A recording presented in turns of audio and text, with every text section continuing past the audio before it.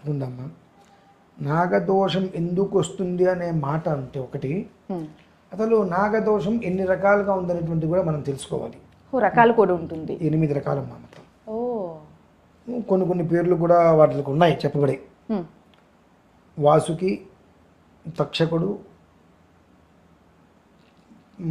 పద్మ, మహాపద్మ, పద్మ అంటే పద్ముడు, మహాపద్ముడు, కుశికుడు అని ఇట్లా మొత్తం 8 రకాల పేర్లు వాటికి చెప్పబడి ఉంటాయి. ఆ 8 రకాల నాగదోషాలు కూడా ఒక జాతకుల్ని ఆపాదిస్తూ ఉంటాయి. ఎందుకు ఆపాదిస్తే స్వతహాగా జన్మతహాగానే ఉంటుందా అంటే దాదాపుగా జన్మతహాగా ఎవరికి నాగదోషాలు ఉండవు. మరి ఎందుకుంటే అంటే ఇప్పుడు పూర్వీకులు ఉంటారు పెద్దవాళ్ళు, ఆ పూర్వీకులు చేసేటువంటి కొన్ని అపభ్రంశపు పనులు ఉంటాయమ్మా. అంటే ఎట్లా, 2 పాములు కలిసి ఉన్నప్పుడు చూడకూడదు. 2 పాములు కలిసి ఉన్న పరిస్థితుల్లో కనుక మనం చూసాము అని అంటే ఆ చూసినటువంటి వ్యక్తికి తర్వాత సంతానం అనేటువంటిది నిర్వీర్యమైపోతుంది. ఓకే. కొంతమంది పాములు అవి కలిసి ఉన్నప్పుడు దాన్ని విడదీసే ప్రయత్నం కూడా చేస్తూ ఉంటారు. అలానే పొట్టల్ని తవ్వుతూ ఉంటారు. పొట్టల్ని తీసేయవచ్చు. మన ఇంట్లో వచ్చిందనుకోండి దాన్ని తీయటం, నీళ్లు పోస్తూ తీయాలి, తవ్వకూడదు ఒకేసారి. ఆ నీళ్లు కూడా ఏంటంటే లోపల అలికిడి మనకు తెలుస్తూ ఉంటుంది, ఉంటే ఎలా ఉంటుంది. లేకపోతే చిన్న స్టార్ట్ అవుతున్నప్పుడు దాన్ని మనం తీసేసుకుంటుంటాం నీళ్లు పోసి. ఆ నీళ్లు పోస్తూ తీసేయటం ఒక విధానం వేరు, పలుగు బారలు పెట్టి దాన్ని తవ్వటం విధానం వేరు.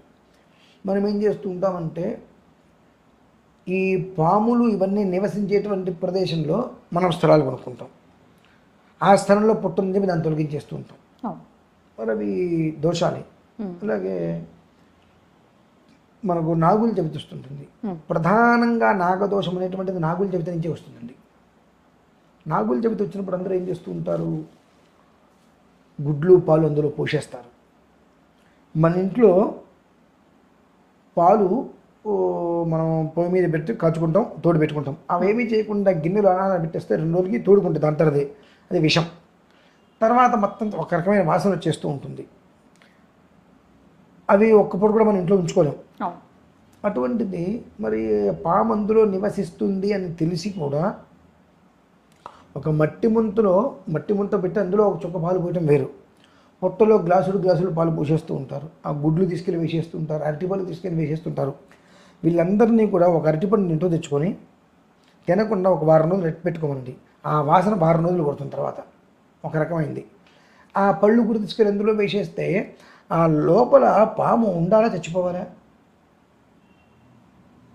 మరి అందులో ఆ గుడ్లు వేసేసి, అరటిపళ్ళు వేసేసేసి, ఈ చలిమిడి వేసేస్తారు, పాలు పోసేస్తారు. అందరూ వచ్చి అన్ని పాలు పోసేస్తే అది లోపల ఉండాలా చచ్చిపోవాలా? అంటే దాని ఇంటిని నాశనం చేసేస్తున్నాం. మనకు పుణ్యం కావాలి అని చెప్పి దాని ఇంటిని నాశనం చేసేసి నాగదోషాన్ని పరిపూర్ణంగా మనం తెచ్చుకుంటున్నాం. మరి ఇటువంటివన్నీ వస్తున్నప్పుడు సంతానం ఎందుకు కలుగుతుందమ్మా, వంశవృద్ధి ఎందుకు అవుతుంది? దాని సంతానానికి ప్రధానం నాగ శేషస్య సర్వనాగేశ మహాఫని విభూషణ్ అని చెప్పి కొన్ని చెప్పబడి ఉంటుంటాయి.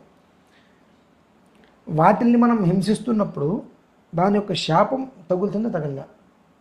తగులుతుంది. ఇద్దరికి వివాహం అవుతుంది, చాలా చక్కగా ఉంటారు, సంతానం కోరుకుంటారు, కానీ సంతానం కలగదు. దానివల్ల ఇంట బయట కూడా అనేక మాటలు వింటూ ఉంటాం. దీనికోసము ఇంకొక దరిద్ర పని చేస్తూ ఉంటారు, నాగప్రతిష్టలు. ఏంటండి? నాగప్రతిష్టలు చేసి మరొక నాగదోషం తెచ్చుకుంటారు. అదేంటంటే నాగప్రతిష్ఠ చేస్తే సంతానం కలుగుతుంది అంటారు కదా, మరి అదే ఒక పాపం ఏంటి అని అంటారు. దాని దరిద్ర పని ఎలా అన్నారంటే అంటారు, మనం ఒక ఆలయంలో దేవాలయం ప్రతిష్ఠ చేస్తే దానికి రోజు ఏం చేస్తుంటాం, మనం నిత్యము ధూపదీప నైవేద్యాలు అవన్నీ చేస్తూ ఉంటాం. ఇలానే ఒక నాగప్రతిష్ఠ చేసిన తర్వాత దానికి ఏమైనా చేస్తున్నారా? దాని మొహం చూస్తున్నారా మళ్ళీ? మరి ఎందుకంటే చేయటం? నేను చాలా చేయించా. ఎలా చేయించాను? జలప్రతిష్ఠ అంటే జంటపాముల విగ్రహం తీసుకొని దాన్ని కొన్ని రోజులు ఆరాధన చేసి దాన్ని చక్కగా మొత్తం చలిమిడి చిమిరి, విగ్రహం ఇంత ఉందనుకోండి, ఇంత లావుగా చలిమిడి చిమిరి మొత్తం దాన్ని చుట్టేసేసి దాన్ని తీసుకెళ్ళి నీళ్ళల్లో వదిలేస్తాం. జలప్రతిష్ఠ, నీళ్ళల్లో అలా వదిలేయటమే దాన్ని. అది వదిలేసినప్పుడు దాని మీద వచ్చేటువంటి ఆ పదార్థాలు అనేక రకమైనటువంటి జీవరాశులు తింటాయి. దాన్ని మనం బంధించట్లేదు కదా, ప్రతిష్ట చేయటువంటి బంధించడం, బంధించకుండా వదిలేసాం, దాని ఆహారం అదే వెతుక్కుంటుంది. ఇప్పుడు ఇంటూ యాక్వేరియం పెట్టుకుంటాం, దానికి మనం ఆహారం వేస్తేనే అది తింటుంది, లేకపోతే దానికి ఆహారం లేదు కదా, చచ్చిపోతుంది. అది చచ్చిపోదా? ఇప్పుడు చెరువులో చేపలు ఉన్నాయి, దానికి ఎవరైనా ఆహారం వేస్తున్నారా? లేదు, దాని ఆహారం అదే వెతుకుంటుంది. అలానే అలా నీటిలో వదిలివేయటం వల్ల దాని ఆహారం అది తీసుకుంటుంది. కనుక ఇటువంటి పనులన్నీ చేసినప్పుడు మరి దాని యొక్క ప్రభావం వంశం మీద గట్టిగానే పడుతుంది కదండి. ఆ వంశం మీద దాని ప్రభావం పడ్డప్పుడు మరి వంశం అనేటువంటిది ఎలా ఉద్ధరింపబడుతుంది? పడదు. దానికి ఏం చేయాలి అంటే ప్రతిదానికి కొన్ని కొన్ని ఉంటాయి. సుబ్రహ్మణ్య ఆరాధన, స్కంద ఆరాధన, ఇటువంటివి. అంటే మనం కూడా రేపు 26వ తారీఖు ఇటువంటివి ఎన్నో చూసి మీరు అన్నట్టుగా చాలా కాల్స్, ఎంతమంది కాల్స్ చేసినా కనీసం అందులో ఒక 65-70% మంది సంతానం లేదు గురుగారు, సంతానం లేదు అంటే బాధేస్తుంది. అంటే ఇవన్నీ చేస్తూ ఉంటారుగా. ఇంతకన్నా చేసేటువంటి పని ఏంటంటే అనకూడదు, ఆడవాళ్ళకి కోపాలు వస్తాయి, నేను చెప్పకూడదు ఇక్కడ. ఆడవాళ్ళందరూ దూరంగా ఉన్నప్పుడు ఇవే ప్యాడ్స్ లాంటివి వాడుతూ ఉంటారు, వాడి వాటిని రోడ్డు మీద పడేస్తారు. ఈ కాకులు అవి ఏం చేస్తాయంటే అది ఏదో తినే పదార్థం అనుకుని దాన్ని తీసుకెళ్ళి అవి కాకి గుడ్లు ఉంటాయి కదండి, అక్కడ పెట్టుకుంటాయి. దాంట్లో వచ్చేటువంటి ఆ వైబ్రేషన్కి గుడ్లు చితికిపోతున్నాయి, ఆ పాము పుట్ల మీద పడతాయి. పైనుంచి పడినప్పుడు ఆ లోపల ఉన్నటువంటి పాము పిల్లలకు దాని కానీ చనిపోతూ ఉంటాయి. అది ఈ దోషం ఎందుకు ఆపాదించదండి? నిన్న నేను ఓంకారం వెళ్ళా, మరి వీళ్ళు కడుపుకు అన్నం తింటున్నారు, ఇంకేమైనా తింటున్నారో తెలియదు. ఒక క్షేత్రానికి మనం వచ్చినప్పుడు పుణ్యం సంపాదించుకోవడం కోసం వస్తాం. మేము ఉదయం పూట ప్రతిరోజు స్నానానికి వెళ్ళి స్నానం చేసి అక్కడ అభిషేకాలు చేసుకొని వస్తూ ఉంటాం. ఆ చేసే సమయంలో అక్కడ ఆడవాళ్ళు బట్టలు మార్చుకోవడానికి ఒక చిన్న బాక్స్ లాంటిది ఉంటుంది.